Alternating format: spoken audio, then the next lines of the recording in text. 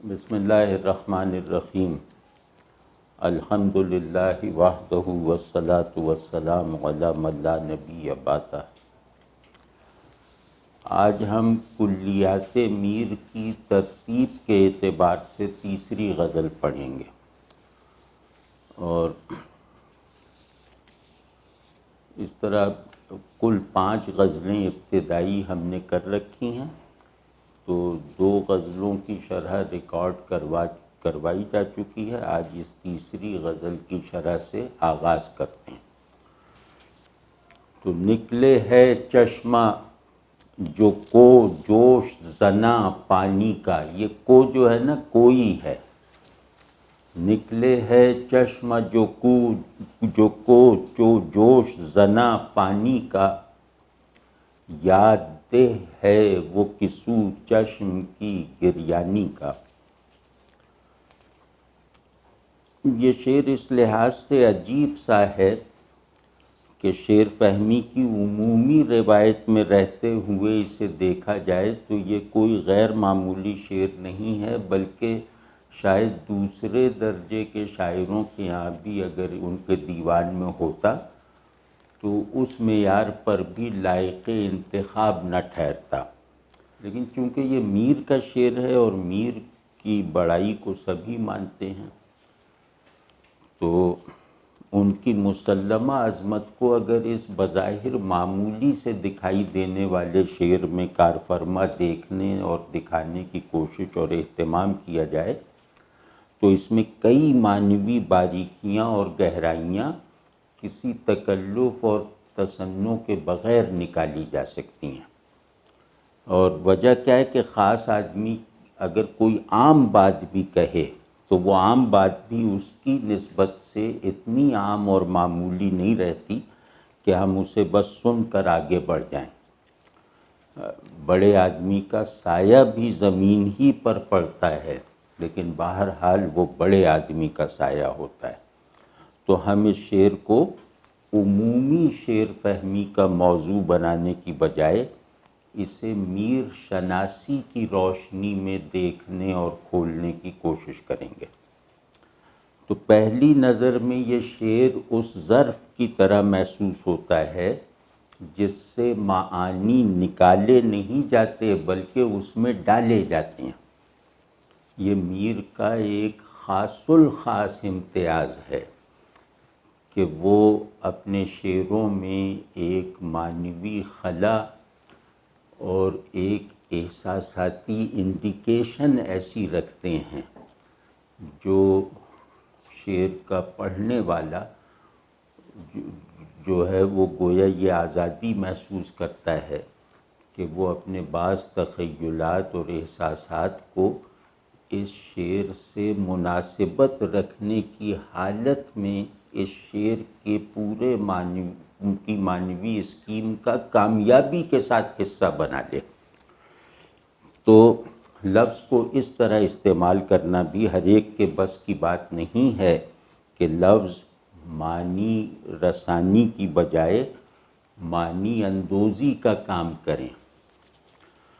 تو اس شعر کی بھی یہی کیفیت ہے کہ اس کو پڑھنے سے یوں نہیں لگتا کہ ہاں جیسے ہم اس سے بنے بنائے معانی حاصل کر رہے ہیں، بلکہ یہ محسوس ہوتا ہے کہ یہ شعر ہمارے اندر معنی سازی کی تحریک پیدا کر رہا ہے۔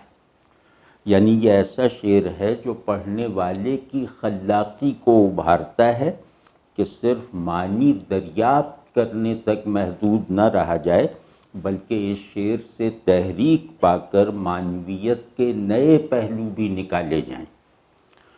تو آپ سمجھ گئے نا کہ اس شعر سے حاصل ہونے والے معنی کو اپنی اپنی بساط کے مطابق اضافہ کر کے اسی کی طرف لوٹایا جا سکتا ہے۔ تو اس پیالے میں مطلب یہ شعر جیسا کہ میں نے ویسے ہی کہا کہ ہر معیار سے ایک معمولی شعر ہے، لیکن اس شعر میں یہ شعر جب اپنے خالق اور متکلم کی نسبت سے دیکھا جائے گا تو ہر لحاظ سے اس میں گندھا ہوا معمولی پن بہرحال ہم سے یہ تقاضا ضرور کرے گا کہ ہم کلام کی معنویت کو متکلم کے درجۂ معنی سے منسوب کرنے اور اس کے برابر لانے کی کوشش کریں، کیونکہ کلام کا اصل معنی اس کا متکلم ہوتا ہے۔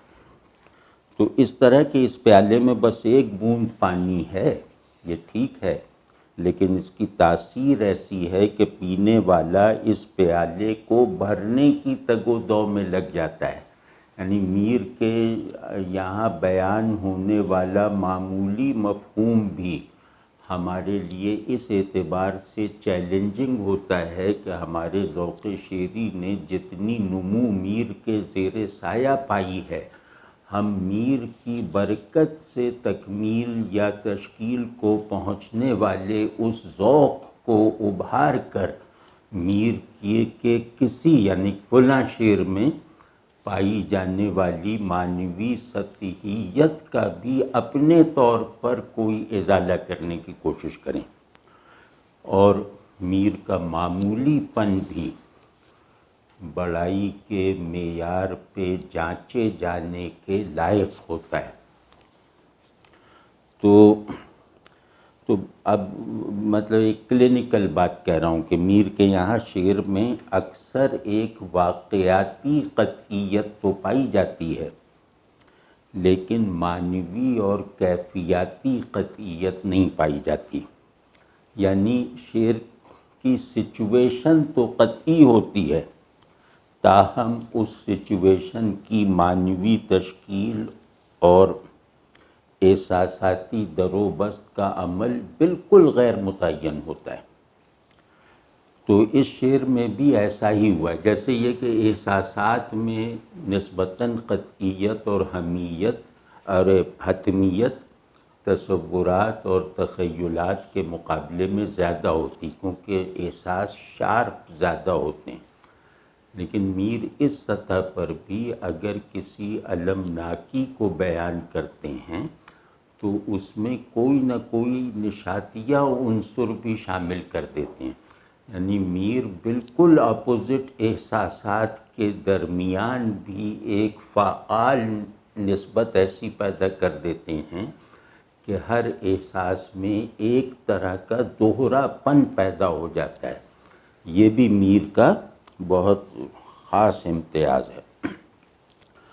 تو بہرحال اس شعر میں بھی ایسا ہی ہوا ہے، اگر ذرا غور سے دیکھیں تو ایک خاص صورتحال ہے جس کی رعایت رکھتے ہوئے آپ پوری آزادی کے ساتھ اس کی معنویت کے مختلف امکانات اس کے لفظوں سے لا تعلقی کی حالت میں بھی اپنے اندر دریافت کر سکتے ہیں اور ان معانی کو اپنے طور پر ایجاد بھی کر سکتے ہیں۔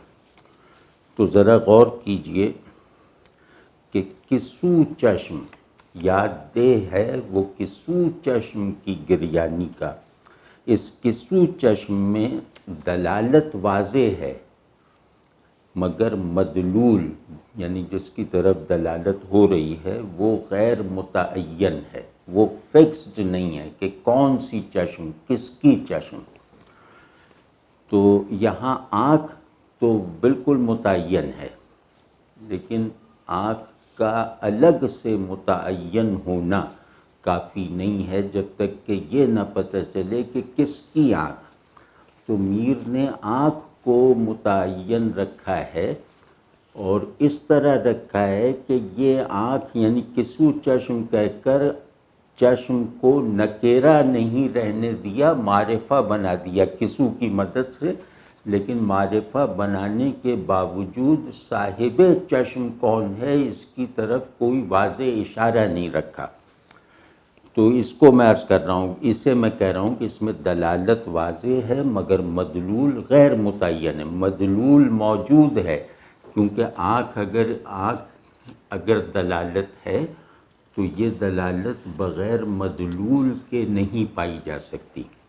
تو مدلول متعین نہیں ہے لیکن اپنے ہونے کا واضح احساس دلاتا ہے۔ تو یہ صورتحال قاری کو اپنی آزادی اور خلاقی کے استعمال پر اکساتی ہے.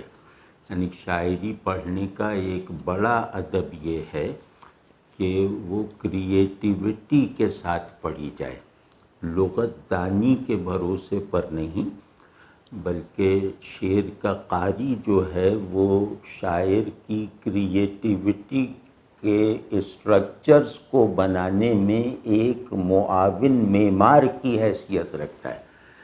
تو اگر شاعری کو بڑا قاری میسر نہ آئے تو شاعری اندر سے مرجھا جائے، اور اگر شاعری صرف ان لوگوں کے ہتھے چڑھ جائے جن کا واحد مقصد یہ ہوتا ہے کہ شاعر کیا کہنا چاہتا ہے، تو پھر شاعری ہونے کا جواز ہی باقی نہ رہ جائے، کیونکہ کیا کہنے کا عمل جو ہے وہ شاعری سے الگ دیگر جو روایات اظہار ہیں ان میں زیادہ کمال کے ساتھ موجود ہے.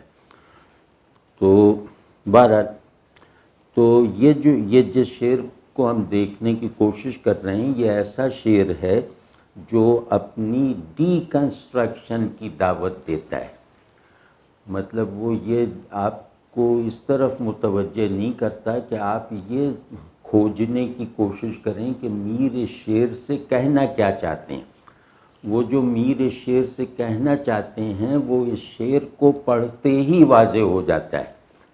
اب میر نے جو کہا ہے اس کے اندر کون کون سی گہرائیاں اور کون کون سی وسعتیں یا کیسے کیسے اضافوں اور تنوعات کی گنجائش ہے قاری کی طرف سے، اسے کھنگالنا ہے، یعنی اپنے لیے اوپننگ ڈھونڈنی ہے. تو یہ جو ڈی کنسٹرکشن کی دعوت ہے نا، اس کو ذرا دیر کے لیے قبول کر کے پھر ذرا دیکھتے ہیں. لیکن اس سے پہلے ایک تمہید باندھنی ضروری ہے.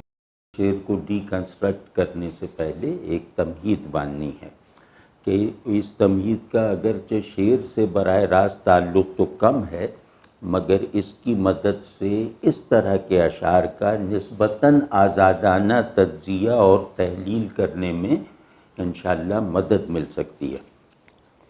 وہ تمہید یہ ہے کہ انسان کے پاس ایک آنکھ ہے جو ہر چیز کو دو بار دیکھتی ہے. ایک آنکھ ایسی ہے جو ہر منظر کو دو بار دیکھتی ہے. ایک بار دیکھنے پر قانع نہیں ہوتی، ایک بار اپنے باہر اور دوسری بار اپنے اندر. یہ آنکھ دراصل ایک ہمہ گیر منظر کی نقاش اور معمار ہے. یہ جس چیز پر نظر ڈالتی ہے اسے اس منظر کی تعمیر اور نقاشی میں صرف کر دیتی ہے جو یہ اپنے اندر بنائے جا رہی ہے. تو اس طرح اجزاء میں بٹی ہوئی دنیا اس کے اندر آ کر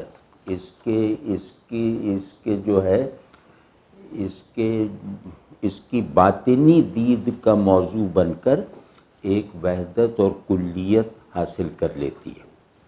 تو اس کو یوں سمجھیں کہ اگر ایک کل ہے، ہول، وہ اگر نامکمل بھی ہو، کیونکہ وہ ہول جو یہ آنکھ اپنے اندر ایک بڑی تصویر کی طرح بنا رہی ہے اور اس تصویر کے کیریکٹرز باہر کے نظاروں اور مناظر کو بنا رہی ہے، تو یہ کل تو ابھی خود بننے کے عمل میں ہے.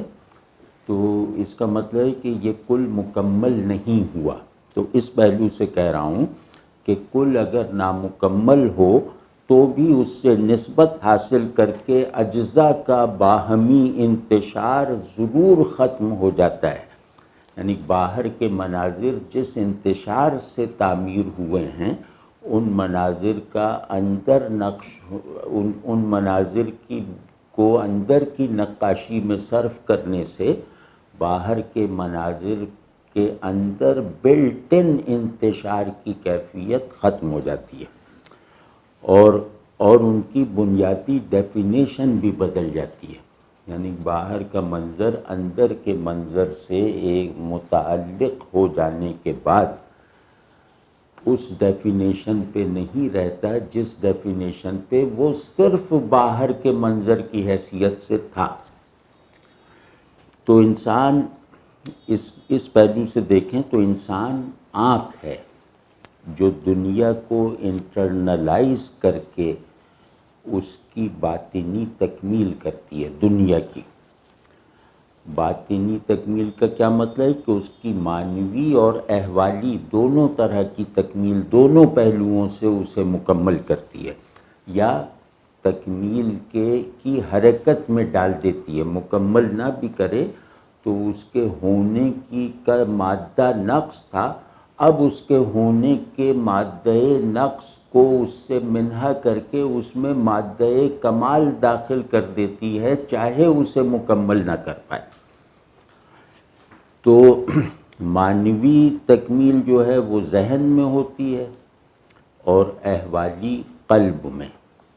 تو ایک تو یہ بات یاد رہنی چاہیے، یہ تمام جمالیاتی سرگرمیوں کو جانچنے، ان کو اندر تک جھانکنے کا یہ لازمی اصول ہے جو میں نے عرض کیا کہ ہمیشہ اس آنکھ کو دریافت کرو جو 2 بار دیکھتی ہے. تو دوسری ضروری بات یہ ہے کہ دنیا میں چیزیں 2 سطحوں پر ہیں، ایک واقع ہونے کی سطح پر یعنی ہیپننگ کی سطح پر، اور دوسرے وجود کی سطح پر. پہلی سطح عام ہے یعنی واقع ہونا ہے، ہیپننگ کی سطح، لیکن وجود کی جو سطح ہے وہ خاص ہے، وہ کوالیفائی کرنی پڑتی ہے. تو وجود کی سطح پر پہنچنے کے لیے ضروری ہے کہ شے شعور کی اسکیم کا حصہ بنے، یعنی شے اپنے موجود ہونے میں تک محدود رہنے کی بجائے شے کو پر فوکسڈ جو شعور ہے اس شعور میں اپنی تکمیل کا سامان کرے. تو اس کو کہتے ہیں کہ شے شعور کی اسکیم کا حصہ بنے، کیونکہ وجود کی اسکیم کا حصہ بننا اس کا بالکل فکسٹی کے ساتھ ہے کہ اب وہ 10 چیزوں میں سے ایک چیز ہے، تو کبھی ایسا نہیں ہوگا کہ 10 چیزوں میں 2 چیزیں بن جائیں. لیکن شعور میں آ کر وہ اپنے ہونے کے احوال اور معنویت میں بھی ایک توسیع کا عمل حاصل کر لیتی ہے، ایک توسیعی کیفیت حاصل کر لیتی ہے. تو شعور کی اسکیم کا حصہ بننے کے بعد شے میں حرکت تکمیل شروع ہوتی ہے، وجود کی اسکیم کا حصہ بنے رہنے سے وہ منجمد ہو جاتی ہے. تو جس آنکھ کا ہم ذکر کر رہے ہیں وہ چیزوں کو وقوع یعنی ہیپننگ کی سطح سے اٹھا کر وجود کے مرتبے تک پہنچاتی ہے، یعنی انہیں شعور کی اسکیم کا حصہ بناتی ہے. تو انسان و دنیا کے تعلق کی اگر آپ غور کریں تو حقیقی معنویت، غایت اور مقصود یہی ہے کہ جس کو دیکھے اسے اس کی کمتر سطح وجود سے اپنی بالا تر سطح شعور تک بلند کر دے. تو انسان جو ہے وہ وجود کے حقائق، احوال اور مظاہر میں ایک زندہ ربط پیدا کرنے اور اسے تخلیقی تنوع کے ساتھ محفوظ رکھنے پر گویا مامور ہے، یہ اس کی ڈیوٹی ہے، یہ شعور کا واحد وظیفہ ہے. تو ان 2 باتوں کو ایک مستقل تناظر کے طور پر ہمیشہ پیش نظر رکھنا چاہیے، خصوصاً شاعری پڑھتے وقت. تو اب اس تمہید کے بعد اب شعر کی طرف چلتے ہیں کہ یاد دے ہے وہ نکلے ہے چشمہ جو کو جوش زنا پانی کا. تو چشمہ ابلنے کا منظر کوئی عام منظر نہیں ہے کہ آدمی اپنے روزمرہ نظام دید میں جب چاہے اسے دیکھ لے. یعنی آدمی جن مناظر میں رہتا ہے، چشمہ ابلنے کا منظر ان عام سے مناظر کا حصہ نہیں ہے. تو اس میں زمین اپنے باطن کی طغیانی کو گویا اگل رہی ہے. تو ایسے منظر کو دیکھنے سے پیدا ہونے والی حالت بھی ظاہر ہے کوئی عام حالت نہ ہوگی.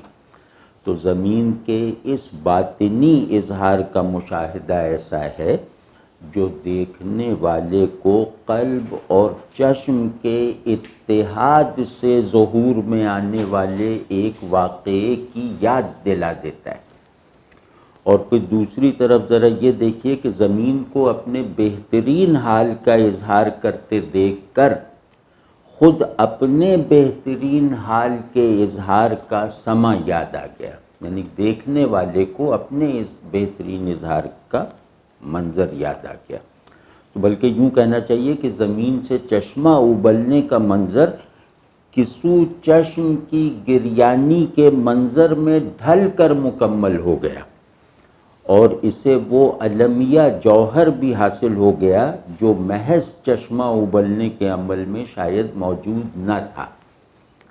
تو کسو چشم کی گریانی نے اس منظر کو معنی فراہم کر کے اسے مستند بنا دیا، یعنی معنی فراہم کرنے کا مطلب ہے کہ اسے اپنے میں انٹرنلائز کر کے اسکیم آف ہائر کانشسنس کا ایک حصہ بنا کر وجود کے بلند تر مستقل احوال میں اس کی جگہ نکال کر اسے مستند بنا دیا۔ تو اس شعر میں ایک دقیق نقطہ یہ بھی ہے کہ زمین کے بہترین احوال کا اظہار بھی، یہ ذرا غور کیجیے گا کہ زمین کے بہترین احوال کا اظہار بھی انسان کے کسی سابقہ یا متروکہ حال اور اس کے ظہور کی یاد دہانی سے زیادہ کچھ نہیں کرواتا، یعنی آفاق کا حال انفس کا ماضی ہے، یعنی آدمی کی رفتار وجود باہر کی دنیا کی رفتار وجود سے بہت زیادہ ہے۔ تو کیونکہ آدمی میں وجود اور شعور آئیڈینٹیکلی عمل میں ہیں، فعال ہیں، تو وجود کے معانی اور احوال انفس سے یعنی آدمی کے باطن سے ہوتے ہوئے آفاق کو یعنی باہر کی دنیا کو نصیب ہوتے ہیں۔ تو شاعری کی بھی ایک وجودیات یعنی آنٹولوجی اور کونیات یعنی کازمولوجی ہوتی ہے۔ اس آنٹولوجی اور کازمولوجی کا مسلمہ ہے کہ آفاق انفس کا عکس ہے، اس کے علاوہ کچھ نہیں۔ تو اب دیکھیے کہ شعر کا مضمون آپ نے دیکھ ہی لیا، بہت سادہ ہے، بلکہ معمولی بھی کہیں تو ٹھیک ہے، اور پہلی ہی قرأت اور سماعت میں اچھی طرح سمجھ میں آ جاتا ہے۔ مطلب یہ احساس ہی نہیں ہوتا کہ مجھے اسے سمجھنے میں مزید کوئی کوشش کرنی ہے۔ لیکن چونکہ اس مضمون کا تعلق ایک بڑی روایت سے ہے جو چیزوں کو صورت و حقیقت کے تناظر میں دیکھتی ہے، اس لیے اس شعر میں معنی خیزی کے امکانات اس روایت کی نسبت ہونے کی وجہ سے بہت زیادہ ہیں۔ ضروری نہیں کہ یہ امکانات شاعر کے پیش نظر بھی ہوں۔ اس روایت کو جاننے والا قاری بڑے بڑے معانی کو معیار بنا کر، اس روایت کے مانے ہوئے بڑے بڑے معانی کو معیار بنا کر آزادی سے یہ دیکھ سکتا ہے کہ یہ شعر ان معیارات پر کتنا پورا اترتا ہے۔ تو روایت میں قاری کو یہ آزادی حاصل ہوتی ہے کہ وہ شاعر کی مراد بوجھنے کے عمل سے بے نیاز ہو کر شعر کے مرتبے کا تعین کر سکتا ہے، جس کا حق خود شاعر کے پاس نہیں ہوتا۔ یعنی شاعر کو یہ حق نہیں ہے کہ اپنے شعر کو بڑا کہے، یہ حق قاری کا ہے، اور یہ سند بھی قاری دیتا ہے۔ یہ شاعر مہر عظمت اپنے شعر پہ خود سے لگانے کا حق نہیں رکھتا، تو اسے قاری ہی سے سند لینی پڑتی ہے۔ تو شعر کا تجزیہ اور اس کی تشریح کا عمل قاری کی آزادی کے بغیر ممکن ہی نہیں ہے۔ ہاں یہ ہو سکتا ہے کہ استعداد کی کمی کی وجہ سے اس آزادی کے نتائج قارئین کے کسی طبقے میں غیر معیاری ہو جائیں، یعنی آدمی کا ذوق اتنا پست کہ وہ ایک بڑی بات کو ولگرائز کر دے۔ لیکن بہرحال اس خطرے کے باوجود آزادی کا آئیڈیا، قاری کی آزادی کا آئیڈیا چیلنج نہیں ہوتا۔ تو تو آپ نے بھی محسوس کیا ہوگا کہ ہمیں جو شعر اچھا لگتا ہے وہ جیسے ایک حال اور ایک تجربے کی طرح ہم میں سرایت کر جاتا ہے. یعنی رسمی اور عرفی طور پر تو وہ شعر میر و غالب ہی کا رہتا ہے، لیکن حقیقی طور پر ہمارا بن جاتا ہے. پھر ہم اسے مختلف ذہنی اور احوالی تفصیلات فراہم کرتے ہیں اس شعر کے اونر بن کر. تو اس بات سے نہیں گھبرانا چاہیے کہ ہم مراد شاعر کی تحقیق نہیں کر رہے. شعر میں معنی کی تفصیل کا عمل قانونی اور منطقی انداز پر نہیں ہوتا، اس میں شاعر کی حیثیت عامل کی کم اور معمول کی زیادہ ہوتی ہے. تو شاعر زیادہ تر معنی سے مغلوب ہوتا ہے اور لفظ پر غالب، کیونکہ شاعری فن ادراک نہیں، فن اظہار ہے. بڑا شاعر اپنی قوت اظہار سے اس تحدید کو توڑ دیتا ہے جو ادراک کا خاصہ ہے، اور اس کے بغیر ادراک وجود ہی میں نہیں آ سکتا. یعنی اگر تحدید نہ ہو، حدود مقرر اور متعین نہ ہوں، تو ذہن میں علم کی تشکیل، تصور کی تعمیر نہیں ہو سکتی. تو اس لیے شاعری میں اظہار ادراک پر غالب رہتا ہے. یعنی اظہار کل ہے اور ادراک اس کا ایک جز.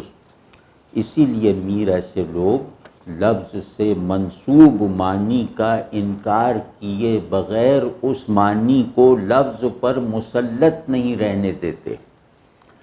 یعنی معنی کو لفظ کا پنجرہ یا لفظ کی لگام نہیں بننے دیتے. تو یہاں لفظ کسی خاص معنی سے اپنی واقعی نسبت کے ساتھ بے شمار نئی معنوی نسبتوں کا حامل ہوتا ہے. اگر بڑے شاعر لفظ کو استعمال کرے تو ان نسبتوں میں سے بہت سی نسبتیں ممکن ہے کہ خود میر کے ادراک میں نہ ہوں، محض ان کی صناعی اور قدرت اظہار کے نتائج ہوں. تو جیسے ہر پیڑ بارش سے نمو پاتا ہے، لیکن خلاق سے خلاق بادل ایک ایک پیڑ کی خبر نہیں رکھتا.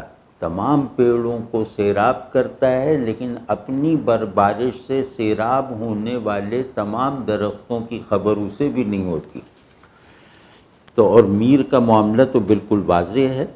ان کے مضامین اور معانی مفصل نہیں ہوتے، یعنی ذہنی تفصیل نہیں رکھتے، لیکن ان کا حال اتنا مرتکز اور اتنا گہرا ہوتا ہے کہ گویا ذہن کی رسائی سے باہر نکل کر معنویت کا ماورائے ذہن پھیلاؤ اور بلندیاں پیدا کر دیتا ہے. تو میر چیزوں کو معلوم نہیں بلکہ محسوس کروانا چاہتے ہیں، اور اپنی خلاقی اظہار سے محسوس کروانے کے اس عمل کو اتنا وسیع اور کثیر الاطراف بنا دیتے ہیں کہ ذہن بھی اپنی سیاحی کا شوق پورا کر لیتا ہے.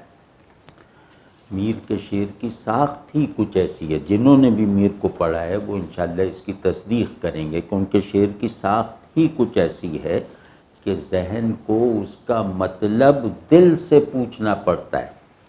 اس دل سے جو ہر معنی کو اپنے نظام احوال میں ایک تازہ محرک اور نئے عنصر کے طور پر قبول کر کے کام میں لاتا ہے.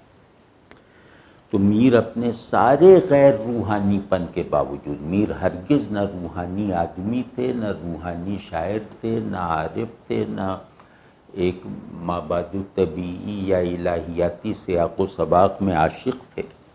وہ بالکل ایک تہذیب کی پروڈکٹ تھے، اور آدمی میں ارضیت کا جو جوہر ہے اس کے ہماری روایت میں سب سے بڑے ترجمان تھے.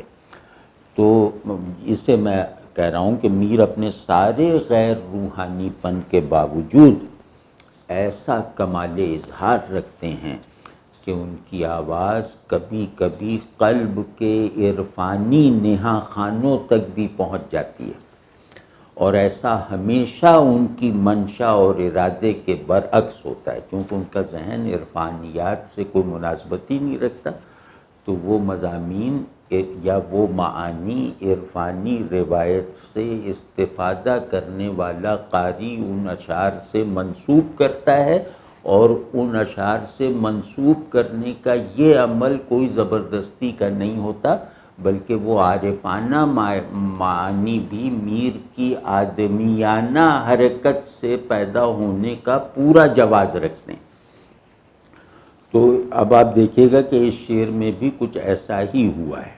اس کی رویداد ہم ذرا آگے چل کر بیان کریں گے، پہلے ذرا اس شعر کا ایک تکنیکی اور فنی تجزیہ کر لیتے ہیں۔ تو اس تجزیے کی جو پہلی ضرورت ہے وہ یہ ہے کہ ہم یہ دیکھنے کی کوشش کریں کہ یہ شعر جن لفظوں کا مجموعہ ہے، یہ بیان جن لفظوں کے تال میل سے وجود میں آیا ہے، ان لفظوں کی آپس میں نسبتیں کس نوعیت کی ہیں اور کیا کیا ہیں۔ تو اس طرح دیکھیے کہ چشم، اب یہ میں شعر میں استعمال ہونے والے لفظ بتا رہا ہوں کہ چشم، چشمہ، پانی اور گریانی، جوش زنا میں چشم اور چشمہ، اور آنسو اور پانی میں ایک مشترک حالت کا بیان ہے۔ چشمہ زمین سے ابل رہا ہے اور آنسو آنکھ سے۔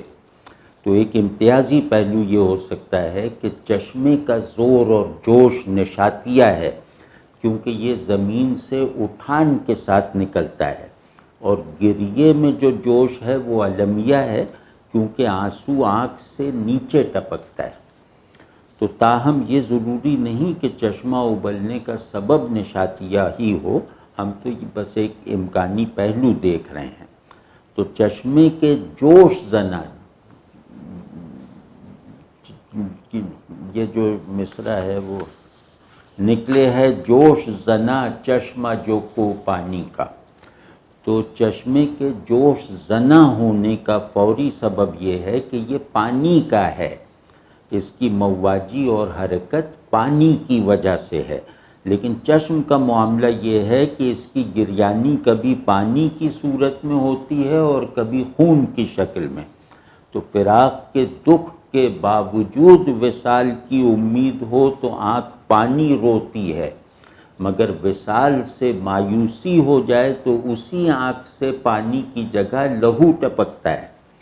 تو گریے میں جوش درد فراق اور امید وصال کے متوازی احوال سے پیدا ہوتا ہے۔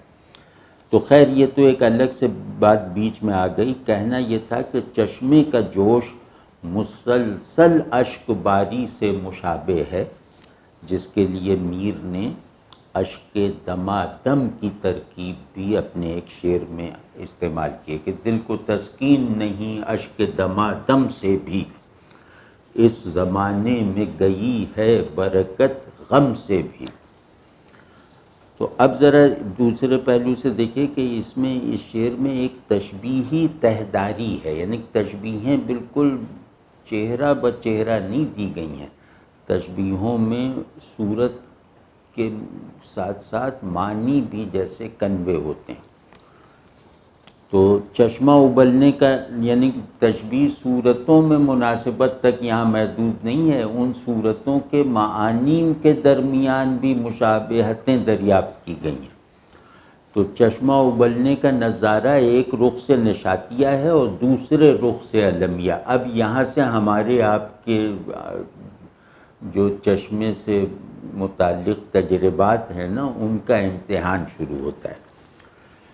تو اگر نشاتیہ پہلو سے دیکھیں تو اس چشمے میں زمین کی بہترین نشاتیہ استعداد صرف ہوئی ہے۔ چشمہ جیسے زمین کے سینے سے ایک نشاتیہ امنگ پھوٹنے کا مظہر ہے۔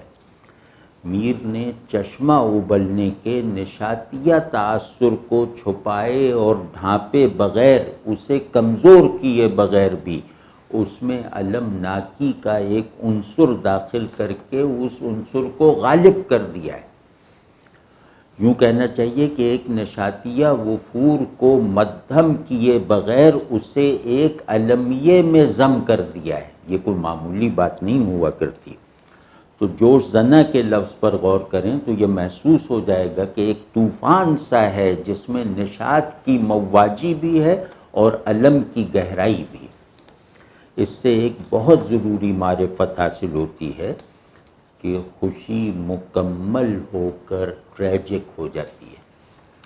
یعنی ٹریجڈی ہر چیز کا نقطۂ تکمیل اور منتہا ہے. تو اور علم کامل ہو جائے تو ایک نشاطیہ ٹھہراؤ بن جاتا ہے. واضح ہے نا یہ بات کہ خوشی تکمیل پا جائے تو ٹریجک ہو جاتی ہے، اور ٹریجڈی یا علم جو ہے وہ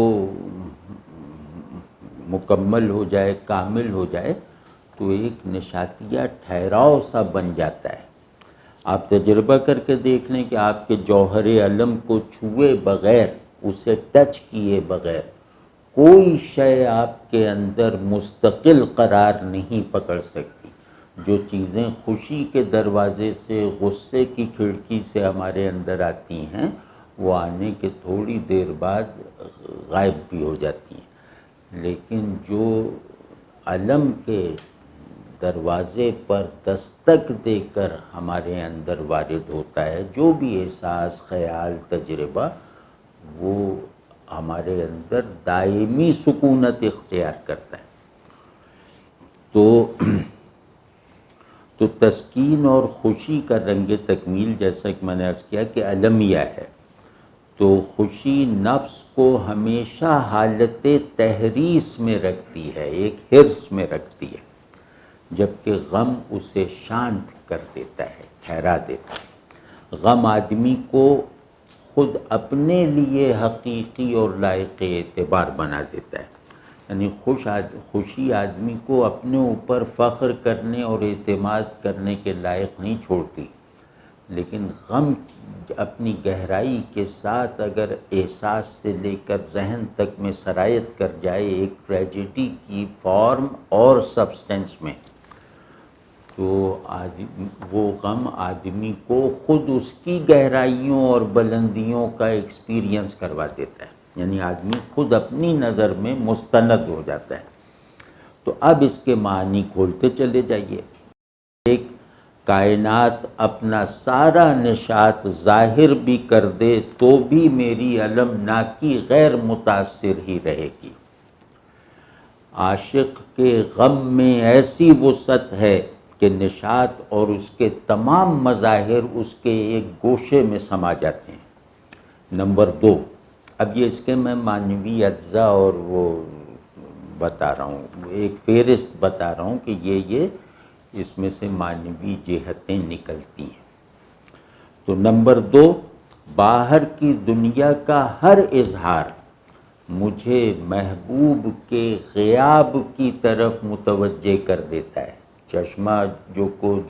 چشمہ اور کسو چشم کی گریانی کا. تو کسو چشم میں حضور نہیں ہے، غیاب ہے. یعنی وہ چشم دماغ میں بنتی ہے، آنکھیں اسے نہیں دیکھ پا رہی. یعنی پڑھنے اس شعر کے قاری کے لیے وہ آنکھ دیکھی ہوئی نہیں ہے، اس شعر کی وجہ سے ذہن میں بنی ہوئی ہے. تو باہر کی دنیا کا ہر اظہار مجھے محبوب کے غیاب کی طرف متوجہ کر دیتا ہے. لگتا ہے کہ دنیا کے حضور کا واحد مقصد یہی ہے کہ غیب کی طرف یکسو رہا جائے. یہ 2 باتیں اس شعر کو دیکھنے کے 2 زاویے ہیں. جس زاویے کو اختیار کر لیں تو یہ شعر انشاءاللہ آپ کی جو معانی کی تلاش ہے اس کو بھی یکسو رکھے گا، اور ان معانی سے مناسبت رکھنے والی کیفیات کو بھی گویا آپ کے محسوسات میں لے آئے گا. تو ان 2 زاویوں کو ملحوظ رکھا جائے تو شعر کا معنوی اور کیفیاتی در و بست طرح طرح سے کھلنے لگتا ہے، اور اس کی پیراڈاکسیکل اور پیچیدہ مفہومی اور احساساتی بناوٹ بھی قدرے گرفت میں آنے لگتی ہے. پہلے مصرے میں پیراڈاکس ہے اور دوسرے میں پیچیدگی. یعنی اس میں پیراڈاکس ہے کہ نکلے ہے چشمہ جو کو جوش زنا پانی کا، اور اس میں پیچیدگی ہے کہ یاد دہ ہے وہ کسو چشم کی گریانی کا. مثال کے طور پہ جوش زنا یہ لفظ استعمال ہوا ہے نا، اس لفظ ہی کو دیکھ لیجئے. یہ جوش نشاتیہ بھی ہو سکتا ہے، علمیہ بھی ہو سکتا ہے. اب آگے دوسرے مصرے میں اس پیراڈاکس کو ناقابل التفات بنا دیا ہے. یعنی پیراڈاکس کیا ہے کہ جوش مشترک ہے، یہ علمیہ بھی ہو سکتا ہے، نشاتیہ بھی ہو سکتا ہے. تو ایک ہی لفظ دو متضاد معانی کا کنٹینر بنا دیا نا، تو یہ پیراڈاکس ہے. تو لیکن اگلے مصرے میں یہ جو پیراڈاکس پہلے مصرے میں پیدا ہوا ہے اس کو ناقابل التفات بنا دیا. یہ نشات ہو یا علم، میرے قرطاسِ غم کے ایک ٹکڑے ہی کو بھگو سکتا ہے. جوش تو آپ سمجھتے ہی ہوں گے، یعنی وہ شدید کیفیت جس کے اظہار پر روک نہ لگائی جا سکے. تو اب اس کا مطلب یہ بھی نکلا کہ جس وفور حال نے زمین کو اور پہاڑوں کو بے بس کر دیا، اس سے کہیں بڑا طوفان میں اپنے اندر ضبط کیے بیٹھا ہوں. اور ہاں یہ پہلو بھی پرلطف ہے کہ زمین اپنے اندر اٹھنے والے جس طوفان کے آگے بے بس ہو گئی ہے، میں اس سے بڑا طوفان اپنی ابتدائے غم اور ابتدائے عشق میں آنکھوں سے رو چکا ہوں، پوری قدرت کے ساتھ اور پورے شعور کے ساتھ. بلکہ نشاتیہ اور علمیہ منتہا کو یکجان کر کے اس حالت میں رو چکا ہوں. تو اب یہاں سے آپ اس شعر میں کار فرما ایک تشریحاتی سی فضا دیکھیے. جیسا کہ کچھ دیر پہلے عرض کیا نا، چشمہ نشاتیہ بھی ہو سکتا ہے اور علمیہ بھی. تو اگر علمیہ پہلو سے دیکھیں تو چشمہ زمین کا رونا ہے، پہاڑ کا گریہ ہے وغیرہ. تو اگر اسے پہاڑی چشمہ مانا جائے تو پھر چشمے کی جوش زنی اور کسو چشم کی گریانی میں ایک دوہرا تشبیہی تعلق پیدا ہو جاتا ہے، بلکہ تہرا. پہلی تشبیہی نسبت چشمے اور چشم کی، ذرا ٹیکنیکل باتیں لیکن یہ آنی چاہیے. جب بڑی شاعری جب پڑھیں نا تو بڑی شاعری کی تکنیک نہ جاننے سے اس شاعری کی اپریسیشن کی بعض لازمی بنیادیں ہمارے اندر نہیں پیدا ہوتی. تو اس لیے ذرا تکنیک پہ زور دے رہے ہیں. تو جیسے میں نے کہا کہ ان تشبیہ تعلق تہرا ہے، تین پرتیں ہیں اس کی. تو پہلی تشبیہی نسبت چشمے اور چشم کی ہے، دوسری پہاڑ اور صاحب چشم کی اگر یہ چشمہ پہاڑی ہے، اور ایک تیسری مشابہت بھی ہے جو ہم بعد میں دیکھیں گے. پہلے ان دو مشابہتوں کو تھوڑا سا تجزیہ کر لیتے ہیں.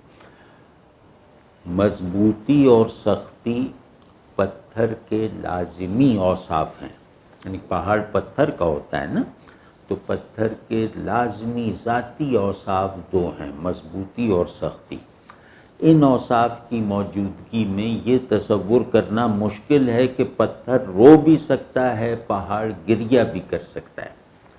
پہاڑ کا گریہ اتنا نادر واقعہ ہے کہ اس نے میرے رونے کی یاد دلا دی. اب آپ دیکھیے کہ ایک طرف پہاڑ ہے اور اس کا گریہ، اور دوسری طرف میں ہوں اور میرا گریہ.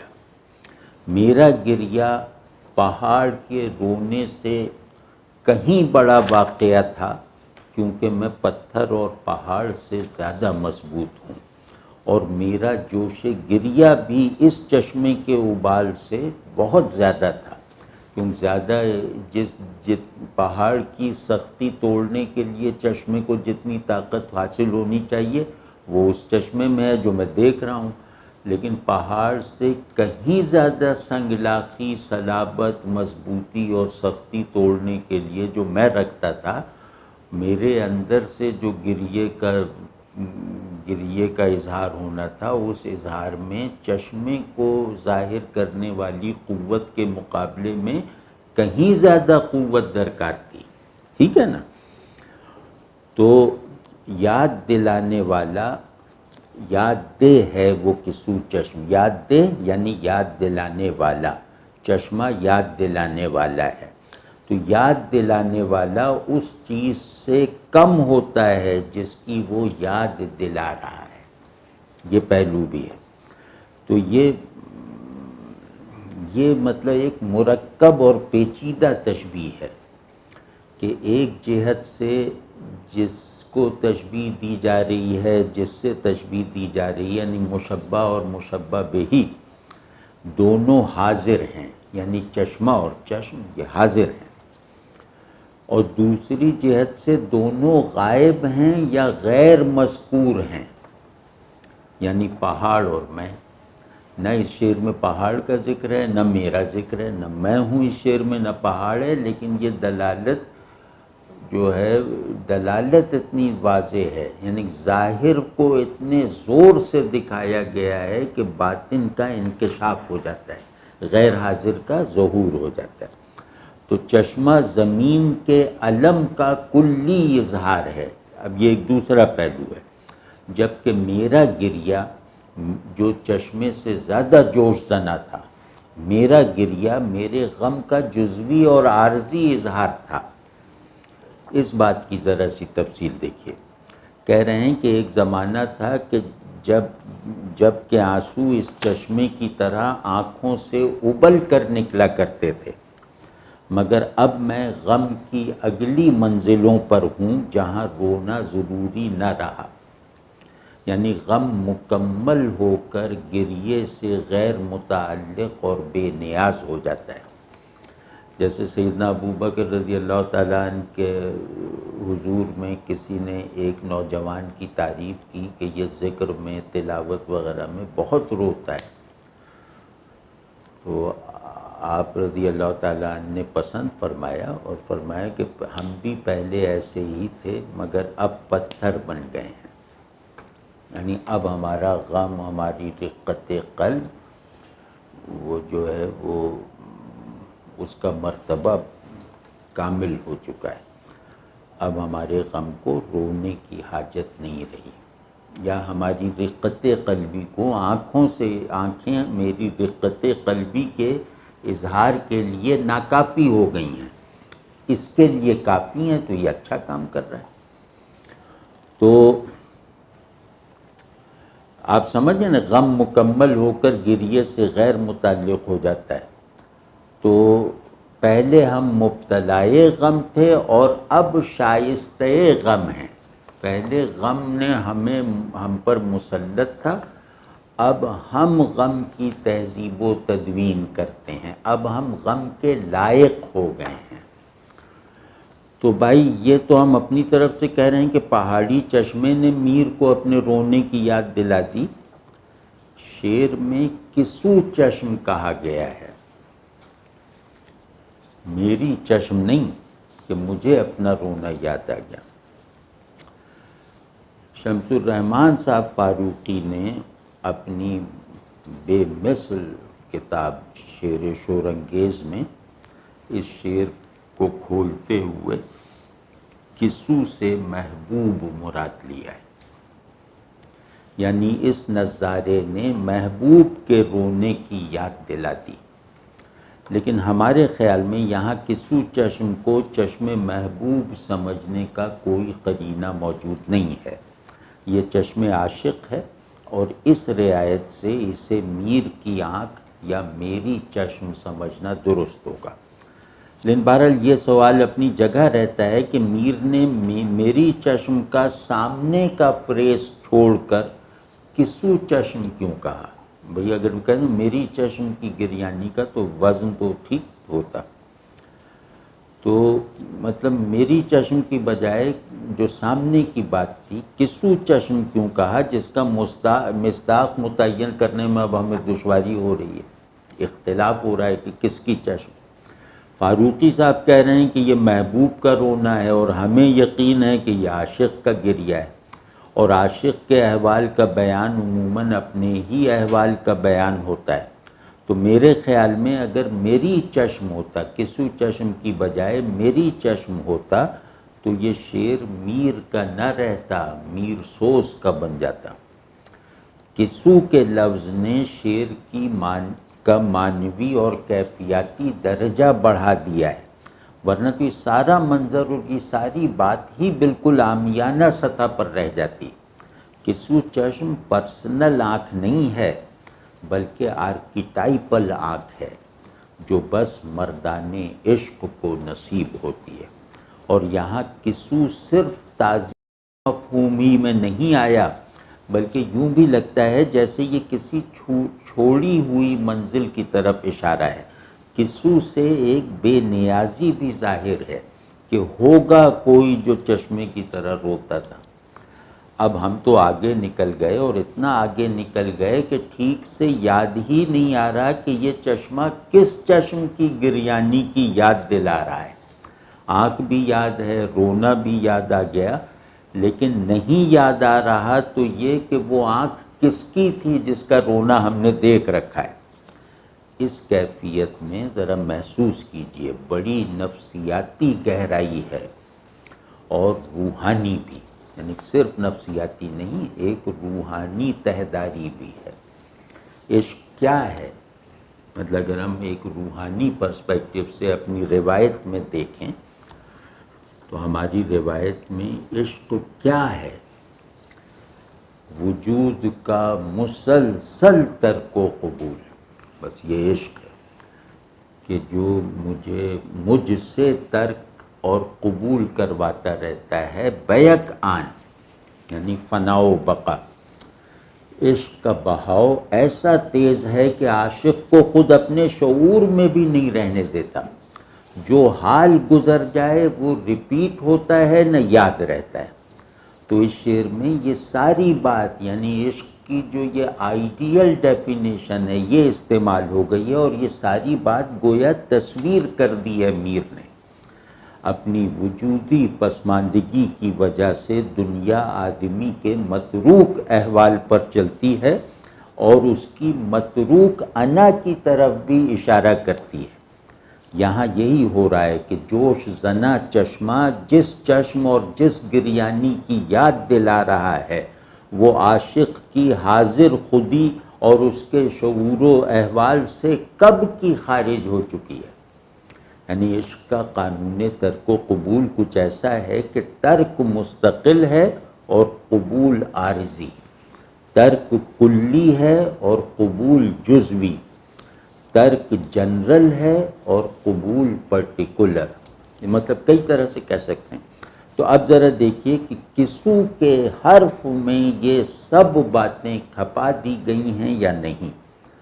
یہ کسو ایک متروک وجود ہے جس کی اب انا کے ساتھ، موجودہ انا کے ساتھ ہر نسبت ناپید ہے، منقطع ہے، متروک ہے۔ تو اب دوسری طرف چشم کی گریانی، یہ بھی مطلب خوب ہے۔ گریا فعل ہے، اب آپ سمجھتے ہیں گریستن مصدر ہے فارسی میں، اس کا مطلب ہے رونا۔ تو گریا جو ہے وہ فعل ہے، یعنی ایک عمل ہے، اور گریانی حال ہے، کیفیت ہے۔ گریانی صفت ذاتی ہے گریاں کی، گریا محض ایک فعل ہے۔ یعنی جو آنکھ صرف رونے کے لیے بنی تھی یہ چشمہ اس آنکھ کی یاد دلا رہا ہے۔ چشم اور چشمے میں ایک لفظی رعایت بھی ہے، سوری رعایت۔ چشم اور چشمہ اور چشم دو لفظ ہیں جن میں اصل چشم ہے اور چشمہ اسی سے نکلا ہے۔ یہ ذرا یہ اس سے شعر اچھا لگنے لگے گا اگر اس طرح سے دیکھیں گے۔ تو میر نے اس بالکل سامنے کی رعایت کو بھی معنی خیزی کی بنیاد بنا لیا، یعنی اس بالکل سامنے کی ایک لفظی اور بالکل فارمل رعایت ہے نا، تو اس بالکل بے وقت سی رعایت کو میر نے ایک بڑے معنی کی پیدائش کا سبب بنا دیا۔ تو سارے چشموں کا مادہ حقیقی وہی چشم ہے جس کی گریانی یاد دلائی جا رہی ہے، یہ معنی پیدا کر دیا نا۔ تو وہ آنکھ نہ ہوتی تو یہ چشمے بھلا کہاں سے نکلتے؟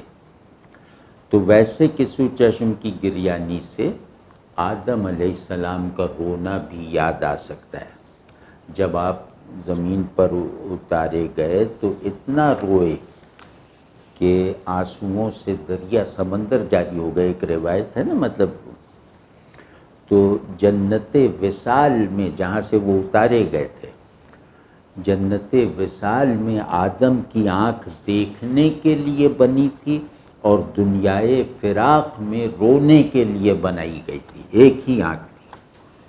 تو یہاں اس عالم فراق میں آنکھ کا مقصد تخلیق ہی گریہ ہے، رونا ہے۔ تو جس نے اس فریضے سے غفلت برتی اس کا آدم سے نسلی تعلق تو ہو سکتا ہے، اصلی نہیں۔ تو خیر یہ تو ایک بات تھی، تو بس جیسے ایک تفریح طبع کے لیے کہی، لیکن یہ کہ یہاں جو ہے وہ ایک شعر پڑھتا ہوں فارسی کا، تو وہ اتفاق سے میرا ہے، لیکن اپنے شعر کو بھی یہاں سے منسوب ہو جانے کا شرف مل جائے اس لیے پڑھتا ہوں کہ تا دیدہ مراست مہیا گریستن، یہ عرفی کی زمین میں ہے، تا دیدہ مراست مہیا گریستن، کفران نعمت است ز بس ناگریستن، کہ جب تک میری آنکھوں کو رونا میسر ہے تو نہ رونا کفران نعمت ہے، ناشکری ہے۔ تو یعنی جب تک میری آنکھ کو گریے کی دولت حاصل ہے، نہ رونا ناشکری ہے۔ تو یہ جو ہے یہ شعر کا پورا جو پھیلاؤ یا اس سے پیدا ہو سکنے والی گہرائیاں ہم نے عرض کر دیں، لیکن ان تمام وسعتوں اور پیچداریوں اور یہ جو باتیں ہم نے کی ہیں، اس یقین کے ساتھ کی ہیں کہ میر کو اپنے یہ شعر کہتے وقت میر کے ذہن میں یہ سب باتیں نہیں ہوں گی۔ اس کا سبب میں ایک اور گفتگو میں بتا چکا ہوں، اس کی تکرار نہیں کرتے۔ تو شعر میں موجود وہ قابلیت جو ہمارے بتائے ہوئے معانی اور احساسات اور تصورات کو اپنے اندر سمو سکے، کسی اجنبی پن کے بغیر، کسی زبردستی کے بغیر، تو وہ بھی شعر کی خوبی گنی جائے گی۔ تو یہ ہم نہیں کہتے کہ جو ہم نے کہا ہے مراد شاعر یہ ہے، لیکن جو ہم نے کہا ہے وہ امکانات شعر یہ ہیں، وہ ظاہر کی ہیں۔ دوسرا شعر جسے حسن مطلع کہتے ہیں، یعنی کہ اگر غزل میں دو مطلع ہوں تو پہلا مطلع مطلع اولا یا مطلع اول یا صرف مطلع کہلاتا ہے، اور دوسرا مطلع حسن مطلع کہلاتا ہے۔ تو حسن مطلع اس غزل کا ہے: لطف اگر یہ ہے بتاں صندل پیشانی کا، لطف اگر یہ ہے بتاں صندل پیشانی کا، حسن کیا صبح کے پھر چہرہ نورانی کا۔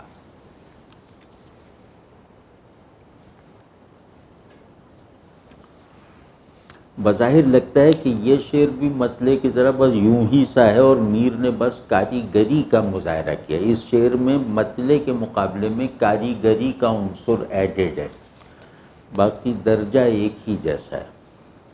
لیکن ذرا غور کریں تو بے لطف اور بے رس ہونے کے باوجود اس شعر میں کچھ تکنیکی اور فنی محاسن یقیناً ہیں۔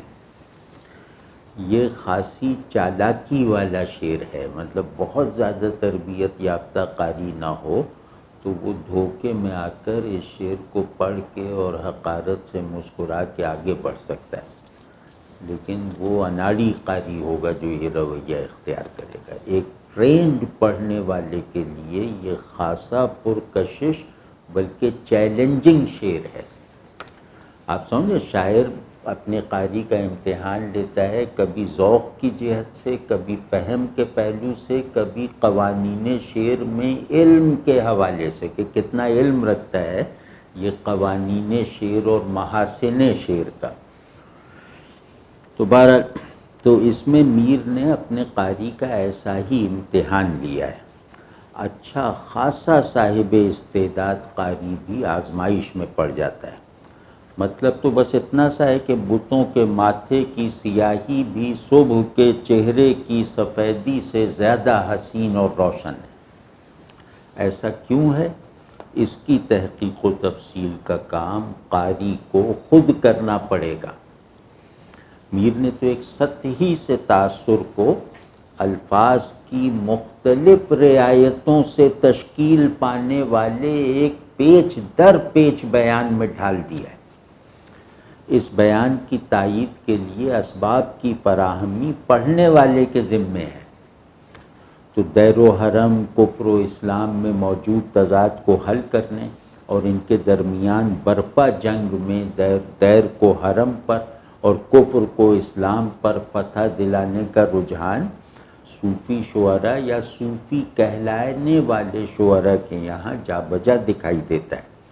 تو اس شعر میں جو مضمون بیان ہوا ہے یہ مضمون کہیں زیادہ بلند معنوی سطح پر اور نہایت پرشکوہ جذبے کے ساتھ قریب قریب ہر صوفی شاعر کے یہاں مل جائے گا.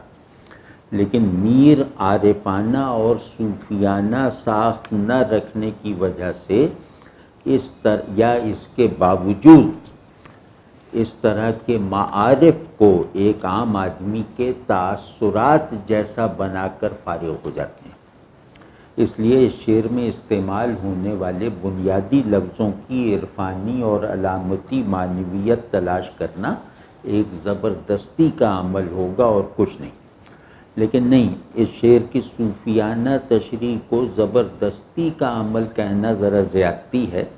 یوں کہنا چاہیے تھا کہ اس طرح کے اشعار میں عارفانہ معانی ڈالنے کا کام قاری چاہے تو کر لے، لیکن وہ معانی مراد شاعر بہرحال نہیں ہوں گے. میر کا اتنا کمال ہی بہت ہے کہ ان کے شعر کو اکثر صوفیانہ سیاق و سباق میں بھی کھپایا جا سکتا ہے. ان کا شعر کانٹیکسٹ کی تبدیلی کا متعلق ہو سکتا ہے. اس بات کو اچھی طرح غور کیجیے گا کہ شاعری میں بہت بڑی بات یہ ہے کہ کسی کا شعر سیاق و سباق کی تبدیلی کو بھی قبول کر لے. تو اس شعر کا جو بھی اوریجنل کانٹیکسٹ ہو وہ الگ ہے، اور یہ شعر جس تصور عشق سے بھی اٹھا ہو اس کو بھی نظر انداز کر دیتے ہیں. لیکن عشق کو اس کے ایک بڑے اور مجموعی تناظر میں دیکھ کر اگر ہم کہیں تو یوں کہا جائے گا کہ عشق مجازی اگر صادق ہو تو بت پرستی ہی ہے.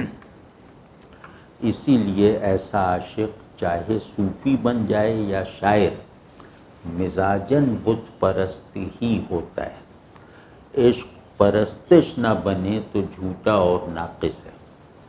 عاشق جتنا صادق و کامل ہوگا اتنا ہی محبوب پرست ہوگا.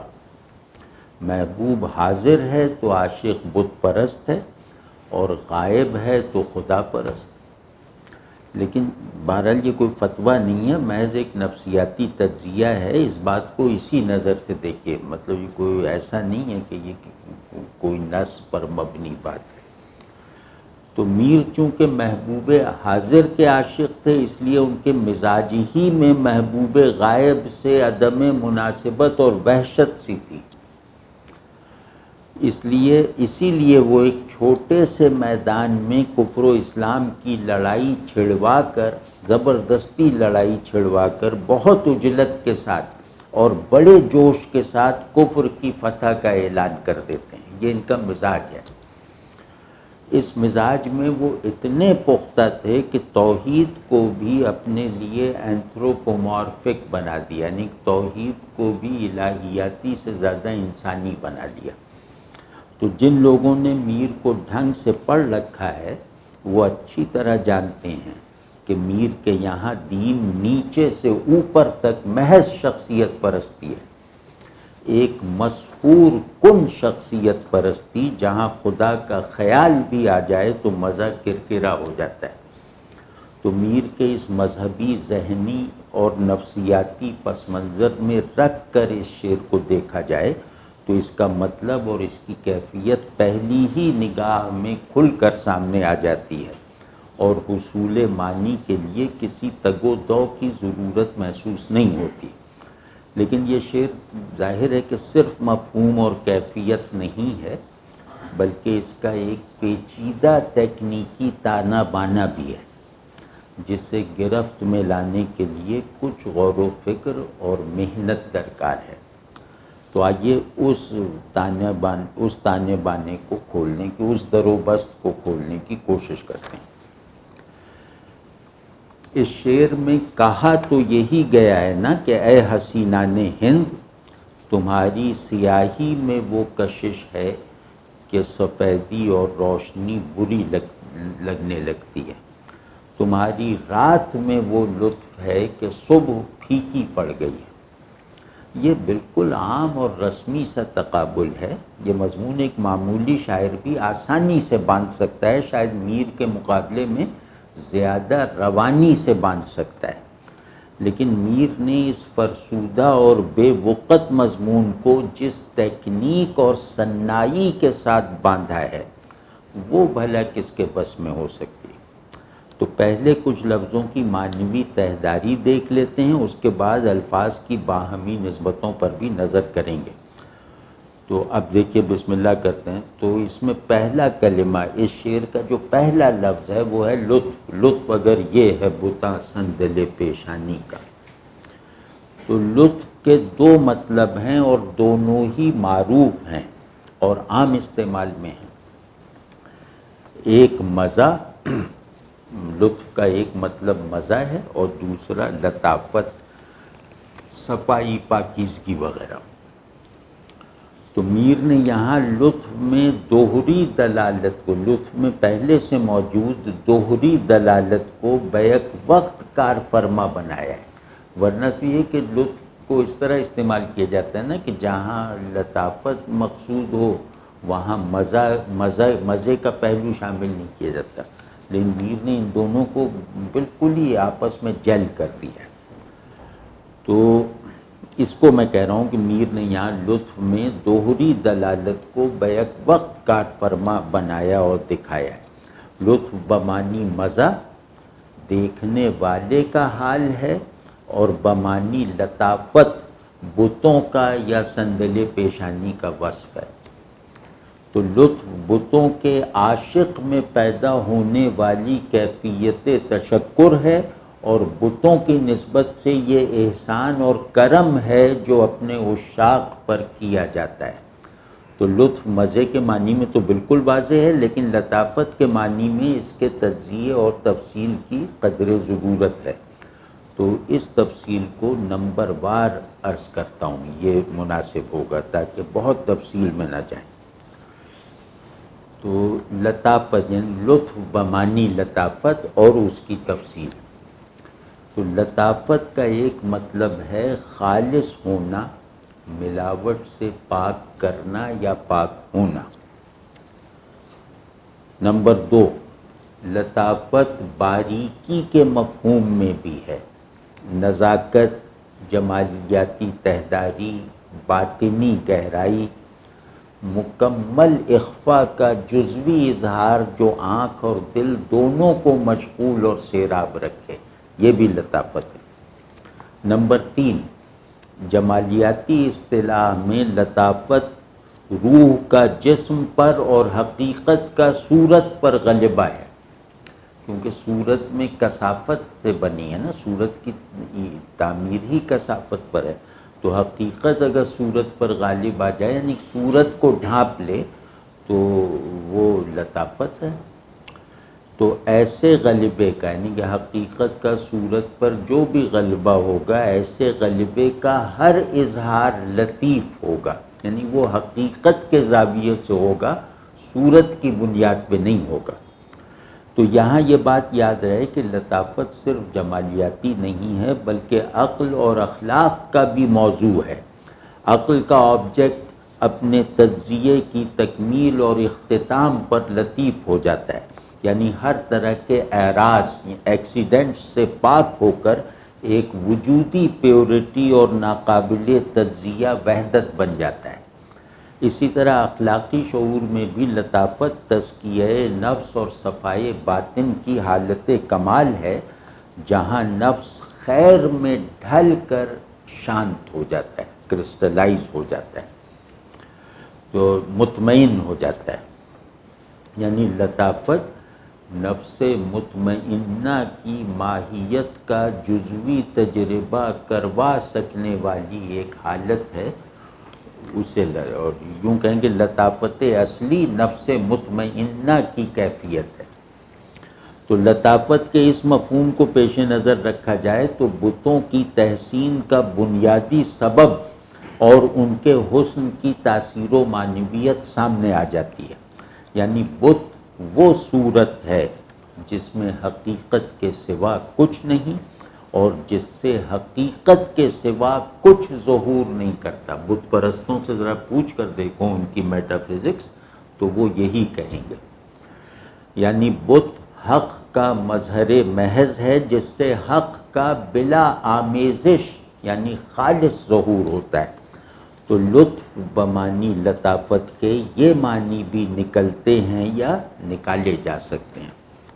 نمبر 4، اب یہ جو لائن لگا رہا ہوں نا بھی، یہ ایک اعتماد پیدا کرنے کے لیے بھی ہے کہ ہماری زبان میں لفظ کثرت معانی کے استعارے ہیں، یعنی ہماری زبان اپنی اسمائی اور فعلی دونوں جہتوں سے جن الفاظ کا مجموعہ ہے، وہ الفاظ میں سے کوئی ایک لفظ بھی ایسا نہیں ہے جو اکہرا ہو، کوئی ایک لفظ بھی ایسا نہیں ہے جو محض صورت پر دلالت کرتا ہو۔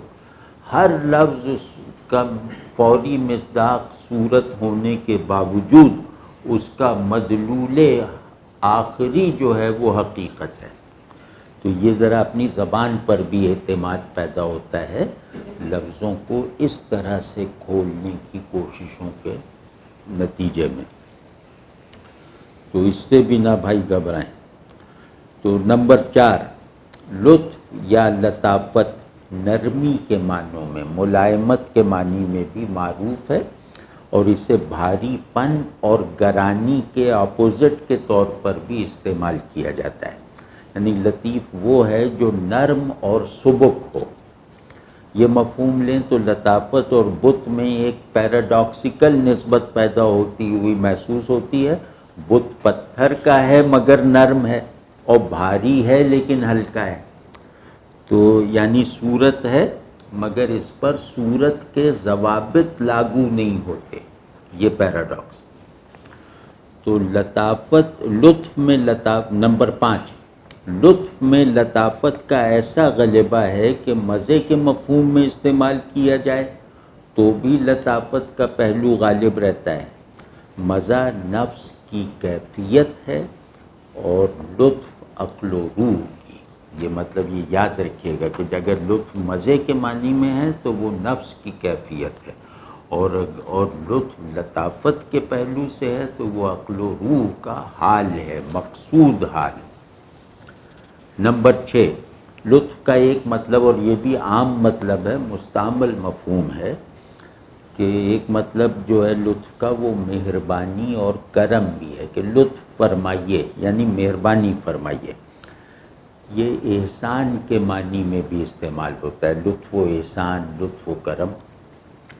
تو لطف کا یہ مفہوم بھی اگر لیں تو شعر کے تجزیے میں مگر اس مفہوم کو بھی شامل رکھیں تو اچھا رہے گا۔ مطلب ایک نئی، ایک چاہے معمولی سی ایک چیز ہے لیکن وہ شعر کی معنوی فضا میں ایڈ کر جائے گی۔ تو جناب یہ 6 بتائیں ہیں لطافت کے زاویے، تو یہ تفصیل تو کر دی، لیکن یہ خیال رہے کہ یہ سارے مطالب اس شرط پر کارآمد ہیں کہ بتاں کا مطلب اصنام لیا جائے، جن کی پوجا کی جاتی ہے۔ لیکن اگر یہاں بتاں محض حسین خواتین اور صاحب جمال ہندو عورتوں کو کہا گیا ہے تو پھر ہمارے ان نکات میں سے اکثر غیر متعلق اور غیر مؤثر ہو جائیں گے۔ اس لیے ہمیں یہ پوزیشن لینی چاہیے کہ میر نے یہاں بتوں کو دونوں معنی میں برتا ہے، صنم معنی اصلی ہے اور حسین ہندو خاتون معنی ضمنی یا معنی مجازی۔ محبوب یا کسی صاحب جمال کو بت اس لیے بھی کہا جاتا ہے کہ اس کے حسن میں حقانیت یا پھر ایک ظہور یافتہ ماورائیت یعنی ٹرانسینڈنس یا پھر حق پر حسن کے غلبے کا اثبات کیا جا سکے۔ گویا کسی خاتون کو بھی بت کہہ کر اس کے حسن کے سبلائم بلکہ ڈیوائن ہونے کی طرف اشارہ کیا جاتا ہے، اور خود عشق کی ساخت اور نوعیت کو بھی متعین کر دیا جاتا ہے، کر دکھایا جاتا ہے، یعنی عشق اور پرستش کا امتیاز ختم ہو جاتا ہے۔ ویسے تو یہ غیر متعلق سی بات ہے، مگر ریکارڈ کروانے کے لیے کہہ رہا ہوں کہ محبوب حقیقی ہو تو وہ معبود پہلے ہوتا ہے اور محبوب بعد میں۔ یہ یاد رکھنا، یہ انشاءاللہ تزکیے میں بہت کام آئے گا کہ محبوب اگر حقیقی ہے تو وہ معبود پہلے ہے، محبوب بعد میں، لیکن اگر مجازی ہو تو وہ محبوب پہلے ہوتا ہے اور معبود بعد میں بن جاتا ہے۔ بت اسی محبوب مجازی کا استعارہ ہے جس میں جمال حق پر غالب نظر آتا ہے، اس لیے عموماً بت کو خدا کا اور بت کے گھر کو خدا کے گھر کا غالب مقابل دکھایا جاتا ہے۔ تو یہ جو ہم نے ابھی کہا کہ بت میں پوجے جانے والے صنم کا مفہوم اصلی یا حقیقی ہے اور حسین خاتون کا ضمنی یا مجازی، تو اسے ذرا ٹھیک سے سمجھ لیجئے۔ بعض مرتبہ لفظ کا مجازی مفہوم ہی اس کی مراد ہوتا ہے اور حقیقی معنی پس منظر کا کام دیتے ہیں۔ گوشت پوست کے محبوب کو بت کہنے کا مقصد یہ ہے کہ اسے محض ایک شخص نہ سمجھا جائے اور اس کے جمال کی تاثیر کو کسی سچے صنم پرست کی طرح قبول کیا جائے۔ یعنی بت یقیناً کوئی متعین شخص ہے، لیکن اس کی معنویت بت بمعنی صنم سے طے ہوتی ہے، یہ یاد رکھیے گا۔ تو یہاں بتاں کو یہ جو مشکل آئی ہے تو یہ ضروری ہے کہ ہم بتاں کو بھی کھولنے کی کوشش کریں، اس لفظ کو، یعنی بت کے متعلق بھی دیکھیں۔ بت روایتی شاعری میں کثرت سے استعمال ہونے والا لفظ ہے، شاید ہی کوئی شاعر ہو تاریخ شعر میں جس نے بت کا لفظ یا استعارہ استعمال نہ کیا ہو۔ تو محبوب کا انتہائی اور مکمل تعارف یہی ہوا کرتا تھا شاعری میں کہ اسے بت یا صنم کہہ دیا جائے۔ تو جس تہذیب میں مراتب کا نظام خدا کے حوالے سے چل رہا ہو اور وجودی فضیلت ناپنے کا معیار ہی یہ ہو کہ جس وجود میں جتنے خدائی اوصاف اور الوہی اخلاق ہیں وہ اتنا ہی برتر اور حقیقی ہے، وہاں محبوب کو بت کہا جاتا ہے۔ اس کی ضروری تفصیل ہم لطف کی شرح کرتے ہوئے بیان کر چکے ہیں۔ تو کیونکہ عاشق کے لیے محبوب کا مرتبہ سب سے اونچا ہوتا ہے، اس لیے اپنی تہذیب کے اصول فضیلت کے مطابق، قانون برتری کے مطابق وہ اپنے محبوب کو بت یا صنم سے تعبیر کرتا ہے تاکہ یہ دکھایا جا سکے کہ میرا محبوب خدائی اوصاف رکھتا ہے، بلکہ اس کے اندر خدائی اوصاف کے سوا کوئی چیز ہے ہی نہیں۔ تو محبوب کو بت بنا کر اس کے تعلق میں جسمانیت کے عناصر کی بھی گویا تقلیب ہو جاتی ہے، کنورٹ ہو جاتے ہیں، یعنی جسم کے احوال روحانی ہو جاتے ہیں۔ تو بت سے وصال واقعے میں جسمانی ہی ہوتا ہے، لیکن اس وصال کے احوال جسمانی نہیں ہوتے۔ اور پھر محبوب اگر بت ہے تو عاشق بھی اسی عشق کا حامل ہے جس عشق کی بدولت خدا محبوب بنتا ہے، یہ باریک بات ہے۔ تو اس سچویشن میں یوں کہنا چاہیے کہ محبوب یعنی صنم خدائے مجازی ہے، اور اس کا عاشق عاشق حقیقی، یعنی عاشق حقیقی کسے کہتے ہیں؟ جو خدا سے محبت کے لائق ہو۔ تو آپ سمجھیں نا کہ عاشق حقیقی وہ ہوتا ہے جس کے اندر عشق اور پرستش میں ازروِ حال دوئی نہیں رہ جاتی۔ ازروِ حال اس لیے کہا کہ خدا اور بت کا ذہنی امتیاز ممکن ہے کہ برقرار رہے، یہ امتیاز اگر برقرار ہے تو بتوں کے عاشق کے لیے خدا معبود تو رہتا ہے مگر محبوب نہیں بنتا، اور دوسری طرف بت معبودیت میں شریک ہو جاتا ہے اور محبوبیت میں لا شریک رہتا ہے۔ تو ہندی مسلمانوں میں عشق کی ماہیت کچھ ایسی ہی ہے کہ تنزیہ یعنی ٹرانسینڈنس کو مانو، مگر تشبیہ یعنی ایمیننس میں جذب ہو جاؤ، یعنی حقیقی بندگی اور مجازی معبودیت کے تال میل سے پیدا ہونے والا پیشن پرسپیکٹو۔ تو یہ ہو گیا۔ اب اگلا لفظ ہے سندل پیشانی۔ لطف اگر یہ ہے بتاں سندل پیشانی کا، یعنی سندل کے محلول سے ماتھے پر بنائی گئی لکیریں وغیرہ، قشقہ جو بتوں کے پجاری اپنی پیشانی پر کھینچتے ہیں، یا یہ بت پرستی کی آفیشل نشانی ہوتی ہے۔ تو پجاریوں کے علاوہ یہ نشان بتوں کے ماتھے پر بھی بنائے جاتے ہیں۔ سندل پیشانی کو، یہ تو ہو گیا ہے کہ سندل پیشانی قشقہ ہے جو پجاریوں کے ماتھے پہ بھی ہو سکتا ہے اور خود بتوں کی پیشانی پر بھی۔ اور دوسرا مطلب سندل پیشانی کا یہ لیا جا سکتا ہے کہ اس سے کہا جائے کہ یہ سندل ایسی رنگت اور چمک والا ماتھا، دونوں معنی میں کیا، تو جیسے غنچۂ لب اور گل رخسار، یعنی تمہاری سندلی پیشانی صبح کے چہرے نورانی سے زیادہ پرکشش ہے۔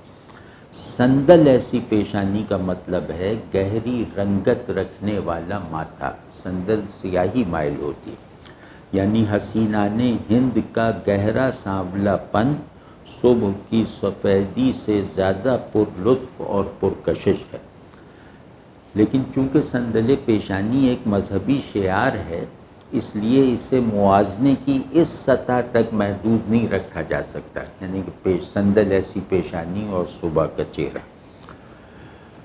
تو یہاں پیشانی کا لفظ بہت اہم ہے، اسے صرف فزیکل نہیں لیا جا سکتا۔ اس کی حیثیت اس خورشید جمال کے افق کی سی ہے جو روز طلوع ہونے والے عام سورج سے بہت زیادہ ہے۔ دنیاوی افق سے طلوع ہونے والا سورج ڈوب جاتا ہے، لیکن یہ خورشید جمال کبھی غروب نہیں ہوتا۔ آپ سمجھ رہے ہیں نا کہ سورج جس افق سے طلوع ہوتا ہے وہ زمین کی پیشانی ہے۔ اب اس پیشانی کا تقابل بتوں کی پیشانی سے کیا جا رہا ہے۔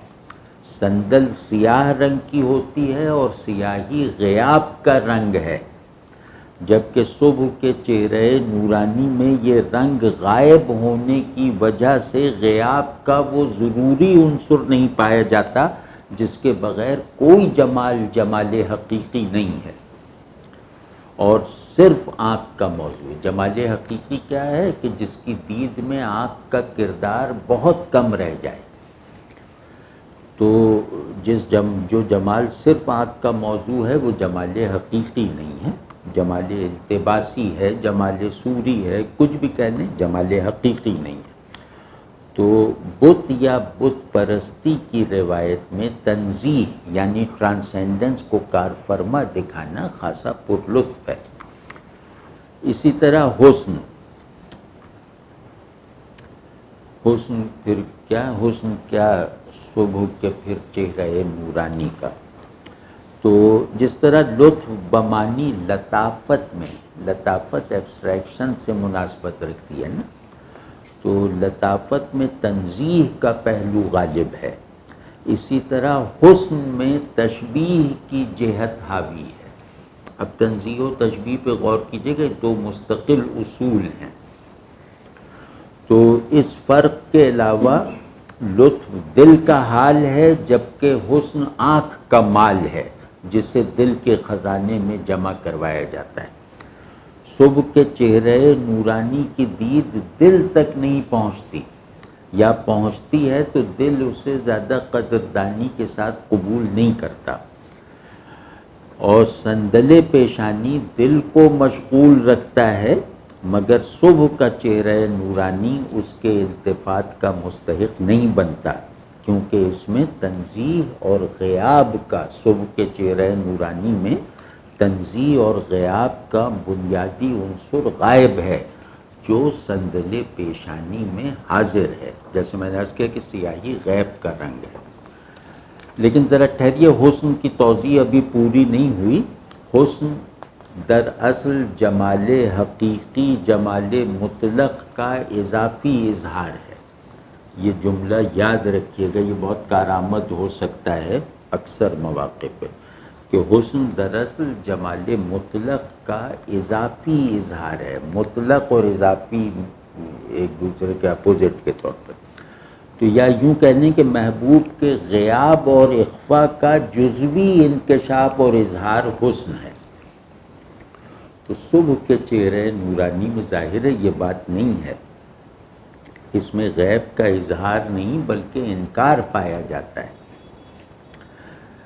اور یا یہ اس صورت میں ظاہر ہے کہ اس سے کوئی حسن منسوب نہیں کیا جا سکتا، کیونکہ یہ اظہار محض ہے جس کی کوئی اصل نہیں۔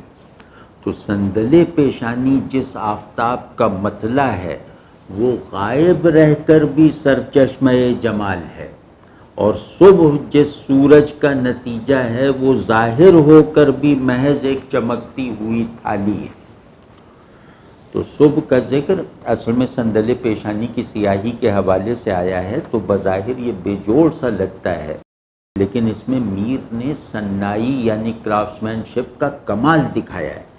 صبح کی سپیدی، اب دیکھیں کمال کیا ہے، صبح کی سپیدی اور سندل پیشانی کی سیاہی میں تضاد اور تقابل کا علاقہ اور نسبت ہے، ایسے تضاد اور تقابل کا جو کسی حتمی فیصلے تک کسی رسمی تجزیے اور تحقیق کے بغیر پہنچا دیتا ہے۔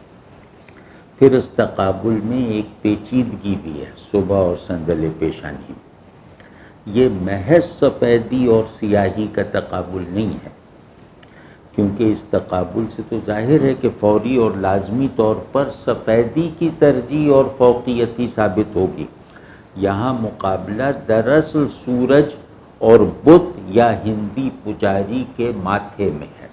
یہ ذرا دیکھے گا کہ ان دونوں کے مقابلے کا نتیجہ سیاہی اور سفیدی کے تقابل کے نتیجے سے بالکل مختلف ہے، یعنی معروف نتیجے سے بالکل مختلف ہے۔ چیزوں کو ان کی اصل سے کاٹ کر دیکھا جائے تو ان کے درمیان موازنے کے نتائج کچھ اور ہوتے ہیں، لیکن اگر انہی چیزوں کو ان کی اصل کے حوالے سے پرکھا جائے تو ان کا نظام مراتب بدل جاتا ہے۔ یہ دقیق نقطہ اس شعر میں بہت عمدگی سے کار فرما نظر آتا ہے کہ سیاہی ویسے تو روشنی سے کمتر ہے، لیکن اگر روشنی سورج کی ہے اور سیاہی سندل پیشانی کی تو پھر روشنی کمتر ہے۔ سمجھ گئے نا؟ تو چہرہ نورانی میں کوئی ایسی چھپی ہوئی بات نہیں ہے جسے سامنے لانے کی کوشش کی جائے، البتہ صبح کا چہرہ نورانی خاصا پر لطف ہے۔ یہ ایک بہت تازہ اور شفاف امیج ہے، لگتا ہے جیسے صبح کو تصویر کر دیا گیا ہے۔ اور اس کے علاوہ اس فریز میں صبح کا چہرہ نورانی، اس فریز میں دوسری خوبصورتی یہ ہے کہ اس میں سورج کو صبح کا چہرہ نورانی کہا گیا ہے، یعنی پیشانی کے لیے جو حیثیت سندل کی ہے وہی حیثیت سورج کے لیے صبح کی ہے۔ سندل پیشانی میں اخفاء غالب ہے اظہار پر، اور صبح کے چہرے نورانی میں اظہار حاوی ہے اخفا پر، بلکہ یہاں کوئی مخفی پن ہے ہی نہیں، یہ محض اظہار ہے۔ پھر یہاں بھی دیکھ لیجئے کہ نظام صورت میں اظہار کو ترجیح ہے اور نظام حقیقت میں اخفا کو، غرض طرح طرح سے آپ اس کو دیکھتے چلے جائیں تو ایک پوری کازیشن، ایک پوری لاجیکل تعلیل کا عمل جو ہے وہ بہت قوت کے ساتھ چلتا ہوا نظر آئے گا، اور اس لاجک میں جا کر آپ اس کی تردید کرنے والے کسی بھی استدلال کی طرف متوجہ نہیں ہو سکیں گے۔ تو چہرہ نورانی میں ایک اور اشارہ بھی پایا جاتا ہے یا اس میں سے نکالا جا سکتا ہے، اور وہ یہ، اب یہ خطرناک بات ہے، اور وہ یہ کہ چہرہ نورانی اسلام کا چہرہ ہے۔ اس شعر میں کفر و اسلام کا تقابل کروایا گیا ہے، جو بہتیرے شاعروں کی طرح میر کا بھی مشغلہ ہے کہ قشقہ کھینچا دیر میں بیٹھا، کب کا ترک اسلام کیا۔ تو میر چونکہ کفر و ایمان کے عرفانی مباحث سے دلچسپی یا واقفیت نہیں رکھتے، اس لیے ان کے یہاں ان دونوں کے تقابل کی فضا نری جسمانی ہے۔ وہ ان مباحث میں ایک صورت اساس ذوق پر چلتے ہیں، حقیقت شناس فہم پر نہیں۔ تو سمجھ گئے نا کہ یہاں بتاں اور سندل پیشانی ہندو اصطلاحات ہیں، اور صبح اور چہرہ نورانی اسلامی اصطلاحات ہیں۔ میر کی نظر میں کفر کی سیاہی بھی ایمان کی روشنی سے زیادہ پرکشش ہے۔ یہ سیاہی ایسی ہے کہ مطلع حق سے طلوع ہونے والے آفتاب کو بے کشش بنا دیتی ہے۔ اس سورج میں، مطلب یہ جو چہرہ نورانی جو ہے صبح کا، اس سورج میں ظہور کی شدت تو ہے، مگر سندل پیشانی کی طرح وہ نفاست اور گہرائی نہیں جو غیاب کو حضور میں غلبے کے ساتھ لائق دید اور قابل ادراک رکھتی ہے۔ اب یہ جو گفتگو میں نے کی ہے، یہ اس شعر کی میری رائے میں درست ترین اور ممکن ترین ترجمانی ہے۔ تو باقی یہ کہ اس مضمون کی اور اس رویے کی جو ایک گراوٹ ہے، وہ صرف اس لیے نہیں ہے کہ یہ دین کے خلاف ہے، یعنی یہ گمراہی ہے، صرف اس پہلو سے نہیں ہے، بلکہ یہ ایک جمالیاتی گراوٹ بھی ہے۔ اس میں جو ہے وہ یوں لگتا ہے کہ جیسے اس شعر کو کہنے والا بدصورتی کو حسین کہنے کے خبط میں مبتلا ہے، اسے یہ پتہ ہی نہیں ہے کہ حسن شعور اور وجود کی مشترکہ مستقل قدر کی حیثیت سے کیا ہوتا ہے، اور عشق جو ہے وہ مطلب انسان کی حقیقت کے واحد کنٹینر کی حیثیت سے کہاں تک مار کر سکتا ہے، اور اس کا محبوب کون ہوتا ہے یا کسے ہونا چاہیے۔ تو یہاں جو ہے وہ ایک عشق میں عشق کو ولگرائز کر کے ایک پروفین محبوب پر صرف ہوتے ہوئے دکھا دیا ہے۔